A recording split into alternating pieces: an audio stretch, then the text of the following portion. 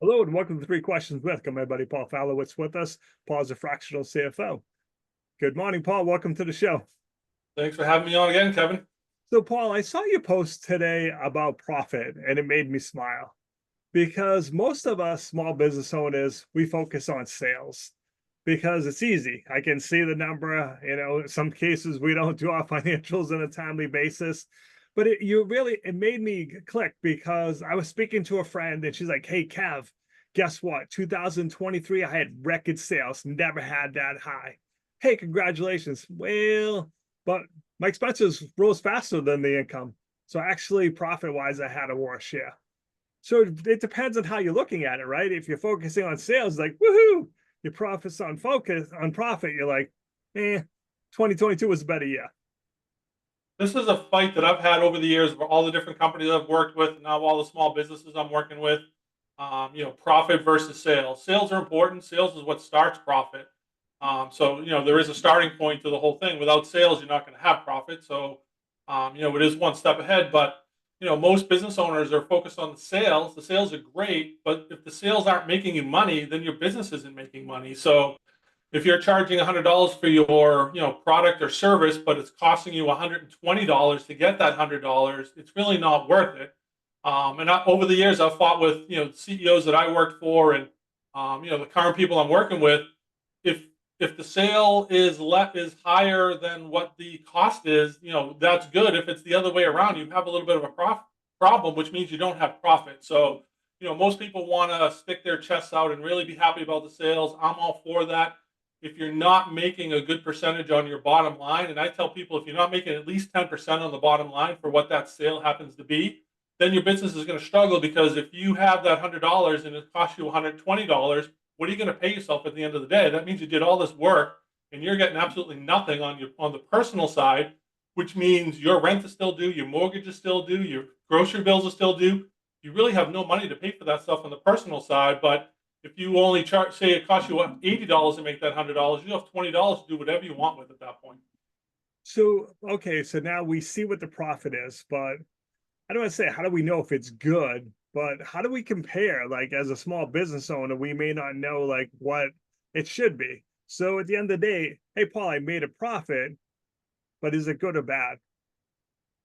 It really depends on you. There is really unfortunately, there's not a lot of measuring sticks, because all the companies are private. So unless someone's willing to share financial data with you, you're not going to know whether you're doing good or bad. There is a gut feel, I tell people all the time, that they should, and they're living the lifestyle that they should. If they're able to cover their expenses within the business, take some of that money home, and pay for their family life and their personal life, everything is great. You can go look at some of the public companies and kind of compare, but that is really not a fair comparison to comparing Amazon to a local 3-person business in this area. It's really not a fair comparison. But I tell people as a minimum, it should be 10%. That's kind of industry standard across a lot of different industries. So as long as you're getting 10%, you're starting to do something good, and you're in the ballpark at that point.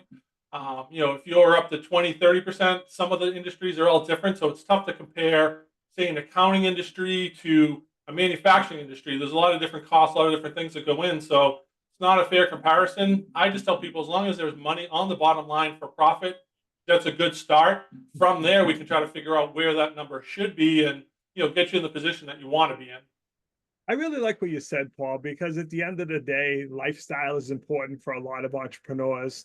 They get to a level, they're happy, and people are like, well, are you going to grow? Are you going to, offer more events? What are you going to do? And for a lot of people, it's just like, look, it covers my expenses. I have a profit. I have a friend, his most important thing is going to watch his grandsons play baseball. It's like it allows me to do that. I'm happy. So you don't need to always try to grow for a multi-million-dollar company, right? No, I mean, it's your lifestyle. I mean, we'd all love to drive a Maserati and a really fancy car around all the time. Some people are fine. I don't value cars as much. So as long as there's 4 wheels and air conditioning, I'm fine. Some people want the latest, 2004 model with all the different, nooks and crannies on it. I mean, that's fine. They can do whatever they want. Everyone's different. And that's kind of the beauty is, my $10 that I spend is different from potentially your $100 that you spend, because it makes you happy to spend that amount of money to do whatever you need. Everyone is different, so it's not a brush stroke where everything is going to be the same across the board. People have different needs. People have different needs. If you just want to go see your grandkids play baseball, that's great. If you want to see your grandkid go play baseball and he's in the major leagues and you got to go to the West Coast to Los Angeles to watch him play in a big stadium, that's fine too. As long as you're hitting your goals in life, and everybody is different. And this, everyone, it truly is. Everyone is kind of like a snowflake. Everyone's a little bit different, and you find what's important for you. And as long as you're happy and you put your head on the pillow at the end of the night and you're happy and you go to sleep happy, that's all that I'm looking for at least myself and the clients that I work with. Nicely said. So how can people reach out to you if they want to learn more, maybe have you, look at their numbers to see if they make sense? Two different ways. They can go on my website, which is Succentrix.com/Paul Falewicz, or they can email me at paul.falewicz@Succentrix.com. Paul, I appreciate you taking a few minutes to call on the show. And as always, thanks for being my friend. Thanks again, Kevin.